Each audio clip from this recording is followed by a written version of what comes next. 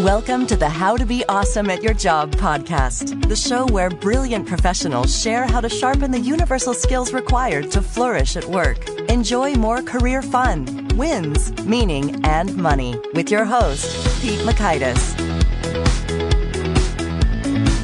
Hello, and thanks so much for joining us here for episode 420. 420 is an apt name because that makes me think of marijuana and drugs and addiction, and we're talking about device addiction. Too many segues in that link, maybe. Anyway, we got Brian Solis. He's got a wealth of research and insight into this stuff. So you'll learn 1, the biochemical forces that rewire your brain when exposed to social media. 2, the key thing you must do to reclaim your power of attention. And 3, why devices are often thieves of our own happiness. If you want to check out the show notes or the transcript or the links to items we've referenced, it's over at awesomeatyourjob.com/ep420. While you're at awesomeatyourjob.com, I hope you'll check out some of our cool stuff. Not that I'm trying to manipulate and control your attention in order to monetize it for as much as possible, like a nefarious force that Brian talks about. But I just think you'll find some helpful stuff, including links to all the stuff we talked about, including a drop down under the podcast menu bar, which will give you links to the favorite episodes and every episode tagged by topic and competency covered, and the capacity to full text search all 420 episodes. That's much of the reason why we do the transcription. So great stuff over at awesomeatyourjob.com in addition to these particular show notes. Now here's Brian's story. Brian Solis is principal analyst and futurist at Altimeter, a profit company, a keynote speaker, and a best-selling author. Brian studies disruptive technology and its impact on business and society. In his reports, articles, and books, he humanizes technology and its impact on business and society to help executives gain new perspectives and insights. Brian's research explores digital transformation, customer experience and culture 2.0, and the future of industries, trends, and behavior.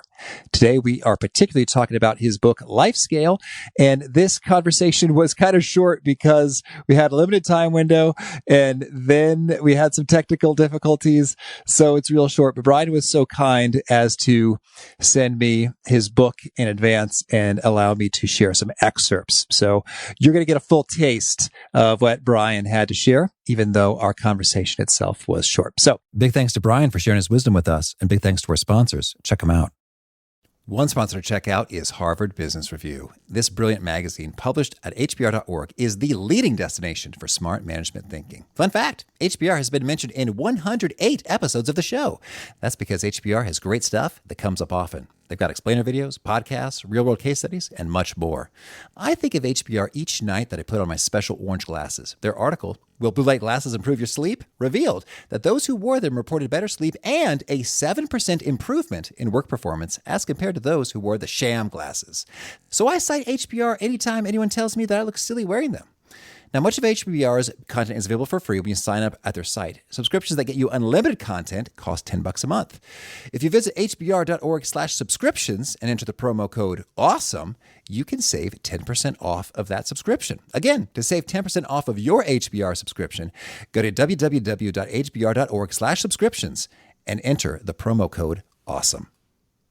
And big thanks to our sponsor, Acorns. Acorns makes it easy to start automatically saving and investing for your future. You don't need a lot of money or expertise to invest with Acorns. In fact, you can get started with just your spare change. Acorns recommends an expert-built portfolio that fits you and your money goals, then automatically invests your money for you. NerdWallet.com, whom I love on these sorts of matters, gives Acorns a whopping 4.7 stars and says, quote, if you want to make the most of your spare change, there's no better place to do that than Acorns. Head to acorns.com/awesome or download the Acorns app to start saving and investing for your future today. And we got a legal disclaimer here. It may not be representative of all clients. Tier 1 compensation provided. Compensation provides an incentive to positively promote Acorns. View important disclosures at acorns.com/awesome. Investing involves risk, including the loss of principal. Please consider your objectives, risk tolerance, and Acorns' fees before investing. Acorns Advisors LLC, Acorns, is an SEC-registered investment advisor. Brokerage services are provided to clients of Acorns by Acorns Securities LLC, member FINRA/SIPC. For more information, visit acorns.com.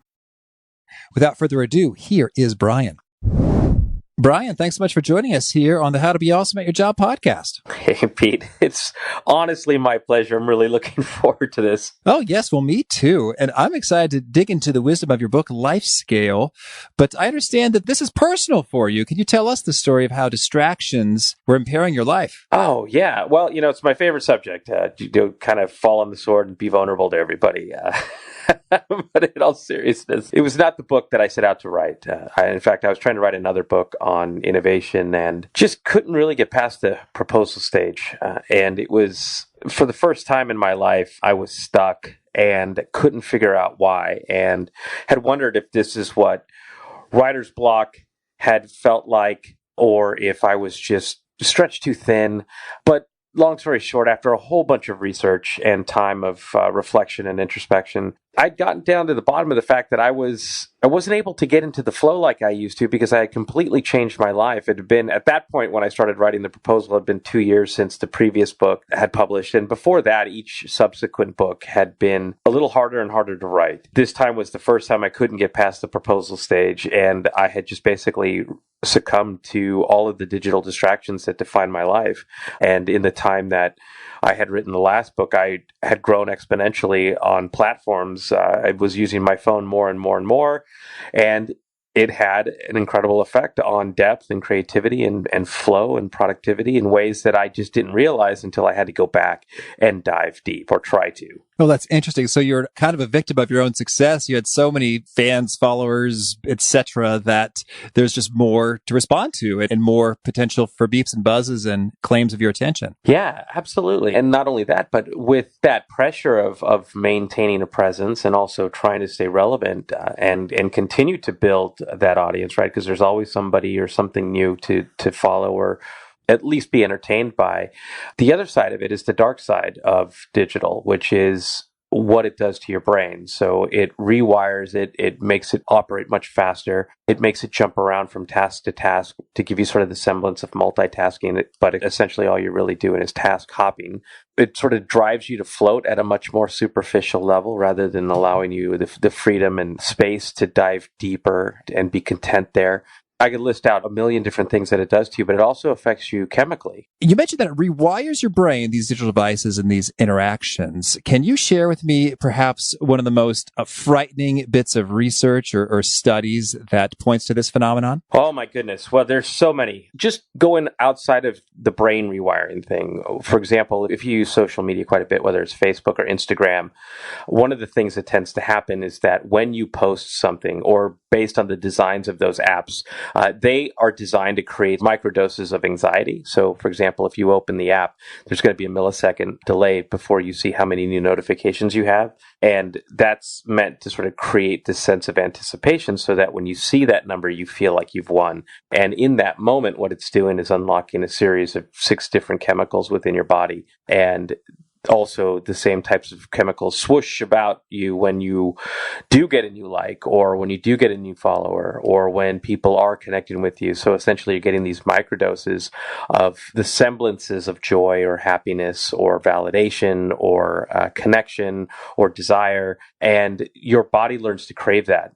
Not unlike smoking or not unlike other types of drugs or alcohol, that your body just starts to produce these chemicals in the absence of using those apps that sort of feed that addiction for you to come back. And that over time plays out in all kinds of things. So, for example, I studied the effects of Instagram and Snapchat on a woman's definition of beauty, and also the effects on their self-esteem. I wish I could publish the results, but I will say this, is that it's not good. And it leads to all kinds of things, and not just loneliness, but depression. Because if you think about it, there's this sense of them trying to always keep up with what the internet's standard of beauty is, or whomever you follow and what that standard is.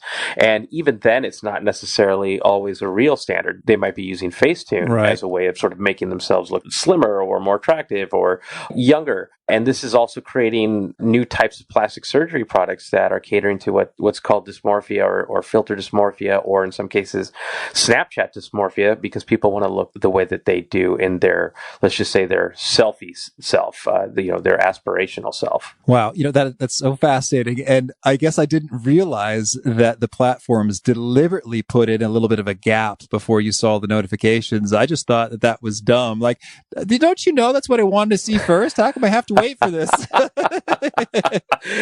It's like, no, it's by design, Pete. Now I know. Yeah, Pete, it's by design. It's even worse. They get it. It's called persuasive design. It's actually taught at Stanford University, and it goes further than that. And some of the techniques that they use are also, for example, called variable intermittent rewards, which are designed to emulate the types of things that go into, for example, digital slot machines or even analog slot machines. And so it's really meant to kind of cater that every time you use it, you feel like you are you. And I've called this sort of resulting circumstance accidental narcissism, because everything that you do in these platforms essentially tells you that you're the most important person in the world. And if you don't like what you see online, so for example, if you post something that really mattered to you, but you didn't get enough likes or reactions to it, chances are you're probably going to delete it because that's not your best foot forward, at least in the way that you think about it. Okay. Well, so there we go. There's some formidable biochemical forces at work when it comes to these devices and social media accounts generating some addictive stuff. So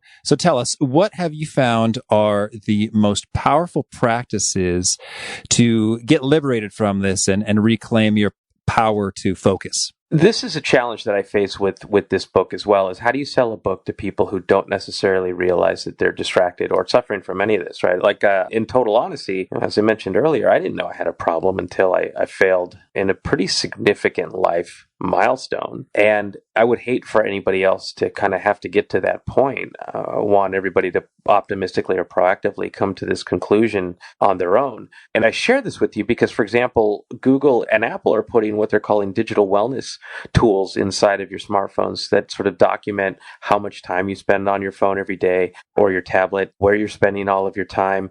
And I've noticed in many cases in my it's called digital anthropology in my work, that people don't necessarily see that as a bad thing. They see it almost as a badge. Somebody I talked to while I was at South by Southwest recently told me, "Oh my gosh, these digital wellness tools are killing me." It told me yesterday that I spent over 5 hours. Over 5 hours. Can you believe that? And not once in the conversation did they say, "I need to change," or that there's a problem, or what's just like, how about that? Yeah, pretty much. And so to get to the answer of your question, there has to be a much more mindful approach to how we use technology. I'm not asking anybody to disregard it. I need it in my work and in my world. But we have to take a much more mindful approach to how we use it. In a sense, it's taken control of us and we have to take control of it. And even getting there, it's even in the smallest of things, it's starting to build the muscle memory and the expertise and the rigor to be able to just focus on one thing, whether it's monotasking or whether it's some type of exercise or whether you're practicing meditation, whatever it is, just focus on one thing for at least, studies show at least 25 minutes to build that discipline so that you aren't getting pulled in a million different directions. Because if you are getting pulled in a million different directions all the time, you're never building the skill set necessary to be more creative. And creativity is what the world needs now in a time where everybody's using filters or augmented reality, where artificial intelligence and machine learning is starting to take and automate everybody's jobs. This is a time for creativity because creativity is a source of innovation, and that's what we're trying to get to. Okay, so you're saying it's just sort of like building a muscle. You got to go ahead and challenge yourself to focus on one thing, be it meditation or a given task, for at least 25 minutes in order to get some gains, bro. Yeah, absolutely. Absolutely. Then I'm also curious when it comes to taking breaks, like if you want to have more rejuvenation and restoration, to have more creativity, I'm guessing you wouldn't recommend, hey, check out what's on Facebook as a refresher. What would you recommend instead? Oh, well, I'll tell you this. One of the stats that blew me away was every time you reach for your phone, and look, the first couple of times I tried using what was called the Pomodoro technique, which is a little tomato kitchen timer, a little analog thing, but they make digital versions. The first time I tried to focus for 25 minutes, I was reaching for my phone without a notification. So that was the muscle memory I was working against. And stats show that when you allow yourself to break free in a moment like that, it takes about 23 minutes or so to get back to work. Your body has to just sort of shift its gears because what's happening is when you're shifting tasks, there are nutrients in your brain that you're using up, and you're having to sort of refocus it into a certain area of where you were before, and that takes time, and that also depletes those nutrients over time. So they say you're freshest in the day. But ultimately, one of the things that I learned here, and I hope this answers your question, Pete, is you have to want to get your task done. And not only get it done, but get it done in the uniqueness of you, so that it stands out in a world where everybody is really starting to look the same. As amazing as everybody's life looks online, it's pretty much all the same. So you have to express yourself in the truest sense of you. And you can't do that if you don't know who you are outside of what you're trying to project. And also if you don't know what you're capable of. I dig it. Well, Brian, tell me, anything else you really want to make sure to mention before we hear a couple of your favorite things? Yeah. One of the things that I found was that we tend to procrastinate more because it's really so hard to shift and focus. And so it's actually easier to give yourself to distractions and notifications. And also because we're chemically drawn to it. In a sense, we're addicted without understanding that we're addicted. And we were sort of subjected to those designs that got us there. So it wasn't really our choice to get there. But what happens is over time that procrastination becomes sort of this subconscious attempt to avoid those unpleasant emotions or those unfamiliar disciplines that we sort of lost or gave up in exchange for our devices. And there was this quote that I had stumbled on from Muhammad Ali that said he hated every minute of training, but he told himself not to quit. The suffering that he was going through now, he was going to be able to live the rest of his life as a champion. And that got me to think about whether it's my work or your work or whatever it is that we're trying to do, individuality really is a competitive advantage. And also creativity is honestly a scientifically proven key to happiness. And so if you can't visualize what it is that you want to achieve and why, then you can't appreciate it and you can't learn and you can't build upon it to celebrate it. And essentially that means that the devices and our relationship to them become sort of thieves of our own happiness. And that's what I want to leave everybody with, is that really what we're talking about is not just taking control of technology, but actually living a happier, more creative life, that we get to say what we use technology for and how and why, and what we get to express that's uniquely us. And then and only then can we live our truly best life. Well said. Thank you. Well, now could you share with us a favorite quote, something you find inspiring? Yeah, I think there was that Muhammad Ali quote, but I think I have another one too. And it was this quote from one of the designers who shall be unnamed, who was basically whistleblowing on the whole industry about the techniques they use to define some of our favorite apps.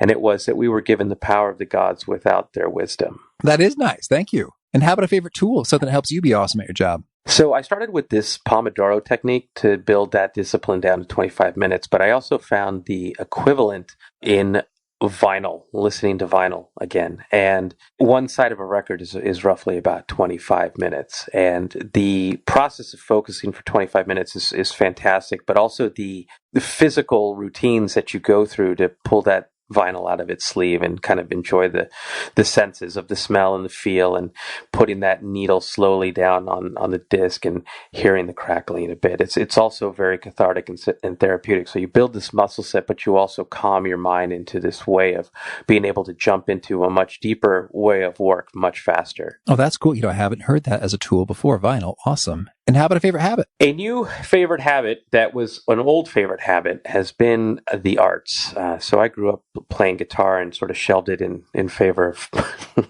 chasing a paycheck. And what I had slowly lost in my life was that sense of artistry that really unlocks parts of your brain that you can't really get to without it. And so I've started playing around with all kinds of different things. Like I'm not even an illustrator or an artist in any way, shape, or form, but I try to pretend like I am one. So I'll draw.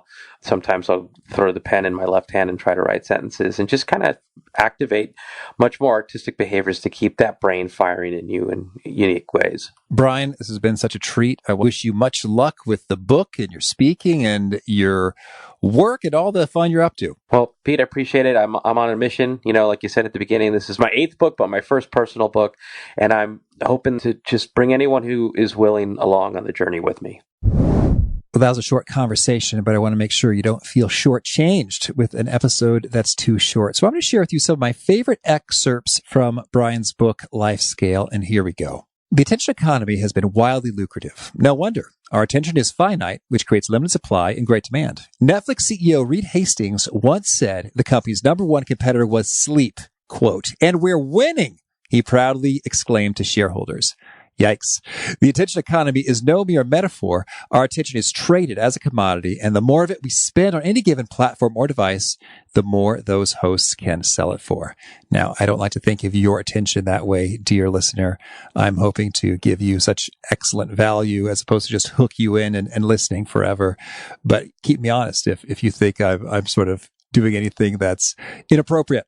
So I found that rather intriguing because you know how much I love sleep, and I found it disconcerting to see someone go against sleep directly, as referring to it as a competitor. So if you find yourself in those shoes, I hope that you are going to be proactive in doing what you can do to let sleep do some winning, because that will do way more for being awesome at your job than watching Netflix late into the night. Almost every time, depending on what you're watching on Netflix. There may be some rare counterexamples. So anyway, I thought that was a good one. Here's another one. Gives some more details on the slot machine piece. He says, did you know slot machines make more money in the United States than baseball, movies, and theme parks combined? According to NYU professor Natasha Dow-Schul, author of Addiction by Design, slot machines are designed to addict. In her research, she found that people get problematically involved with slot machines 3 to 4 times faster than other forms of gambling. Slot machines are so addictive because they employ another psychological technique for enrapturing us called intermittent variable rewards. So when you pull a lever, you hope to win a prize or reward, but this is an intermittent action linked to a variable reward. The variable here is that you may win, or most likely you may not win. But that designer's goal is to keep you playing the machine in the hopes that you're going to win. Former Google engineer Tristan Harris explains, you pull a lever and immediately receive either an enticing reward, a match, a prize, or nothing.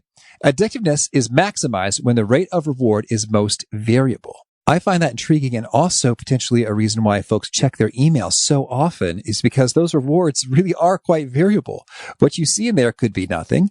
It could be a really huge opportunity that's exciting. It could be a funny joke. It could be a friend that you haven't heard from in a long time. It is super variable in terms of what you may see, and thus that brings about further addiction. But because of the costs associated with task switching, which eat up nutrients in the brain and results in tasks taking 25% longer on average than if you were uninterrupted. Another fun fact from the book. I also want to get into another claim that I found really helpful, because I've dug into this with some guests before and I haven't been satisfied with their answers. And Brian, he goes there directly. He did the research for me. So thank you, Brian. Here we go. Did you know that you have the attention span of a goldfish? Actually, a goldfish holds a 1-second advantage over you, according to a research report.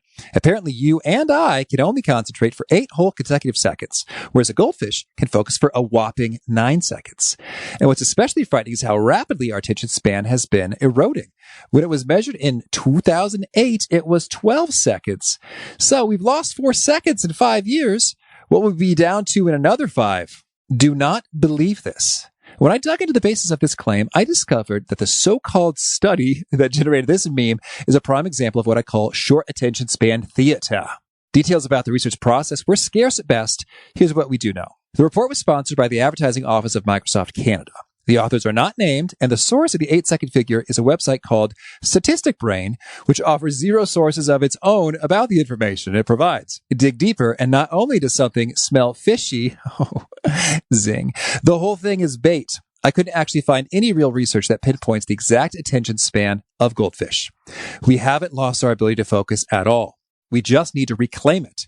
We can unlearn disruptive behaviors, learn new skills, and build new routines that help us chart the new course of life scaling. Think about it. When you binge watch your favorite show, are you only able to watch it in 8-second bursts? How absurd! Similarly, I'll bet a goldfish could focus on eating for longer than 9 seconds if it had to. Thank you, Brian. I have wondered about that. It didn't feel right to me, and I'm glad it has been debunked. If another guest brings that up, I will challenge them on that or just quietly edit it out, because we will not have that inaccuracy being promulgated any further. All right, last tidbit I thought was pretty cool. Prioritizing your day with the most important projects at the beginning gives you a fresh start with a reset brain that has released its mental exhaust. Research shows that our brains are much sharper in the morning. In fact, I learned that our brains are actually bigger, literally, in the morning. The Montreal Neurological Institute analyzed almost 10,000 MRI scans and found that the brain shrinks over the course of the day only to return to its full size the next morning. The team compared the brain to a sponge, which begins fully hydrated in the morning due to the redistribution of fluids during sleep. Our body replenishes our creative juices to begin each day with our full potential. I have experienced that intuitively and have heard that from numerous folks. And I thought that was a nice little tidbit of research to show that there's actually some biological stuff at work, the brain shrinking. And so I would encourage you that as you're doing your morning work, try to make it some of the most demanding, challenging, high value work. In most cases, that is not answering email, although that's often the first thing that is done in the morning. But sometimes answering email is the most critically necessary and cognitively demanding work if you're delegating to your team and pumping out a bunch of big decisions, or you're coordinating with some other folks who are really making some key things happening and you got to think hard. Well, by all means, do that email first thing. But if you're just kind of get in the groove, you may well be frittering away some of your best big brain time in the morning. So anyway, these are all generalities. Of course, your mileage may vary and could have a different particular setup in your context. But I thought we got some good stuff from Brian in his book, Life Scale, and that'll do it. A shorter episode, but I hope you'll push subscribe so you'll catch us for our next guest. It's a bit more full-bodied. It's Kevin Cruz. He is talking about contrarian leadership principles that can transform your team. Hope you catch you there. Peace. Thanks for listening. To get the most out of the show, we recommend 2 key things. First, check out the extra resources at awesomeatyourjob.com. You can find this episode's transcript and links, as well as the perfect episode for your situation. You can search the full text transcripts of hundreds of episodes or explore episodes tagged by topic and competency covered. Second, subscribe to the podcast and get future episodes automatically. You can subscribe by telling Siri and several other smartphones and speakers, subscribe to the How to Be Awesome at Your Job podcast, or by tapping subscribe in your podcast player of choice. If you'd like some extra help figuring out podcasts and how subscriptions work, visit awesomeatyourjob.com/subscribe for guidance. Hope to catch you on the next episode of How to Be Awesome at Your Job. Look around. You can find cars like these on AutoTrader. New cars, used cars, electric cars, maybe even flying cars. Okay, no flying cars, but as soon as they get invented, they'll be on AutoTrader. Just you wait. AutoTrader.